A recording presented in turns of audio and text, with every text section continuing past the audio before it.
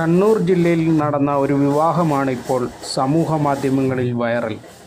വരൻ ഒട്ടകപ്പുറത്ത് വന്ന വിവാഹത്തിന് പോലീസ് ഇടപെടുകയും അവസാനം ലാത്തി വീശേണ്ടി വരികയും ചെയ്യുന്നു. കണ്ണൂർ ജില്ലയിലെ വാരം എന്ന സ്ഥലത്താണ് സംഭവം. കണ്ണൂർ എയർപോർട്ടിലേക്കുള്ള അത്യാവശ്യം തിരക്കുള്ള സംസ്ഥാന പാതയിലാണ് സംഭവം നടന്നത്. വധു കണ്ണൂർ വാരം സ്വദേശിയും ചതുരക്കിണർ സ്വദേശിനിയാണ്. വരൻ കണ്ണൂർ വളപട്ടണം സ്വദേശി.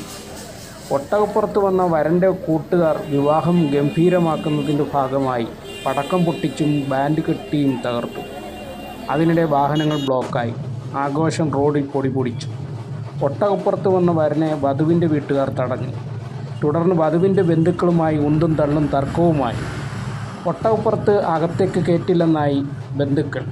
ഇതിനിടയിൽ ആരോ വിളിച്ചറിയിച്ചത് പ്രകാരം പോലീസ് എത്തി വരനെ താഴെ ഇറക്കി. അവസാനം പോലീസിന് നേരെയായി വാക്കുതർക്കം. നിക്കക്കള്ളിയില്ലാതെ പോലീസിന് ലാത്തി വീശേണ്ടി വന്നു.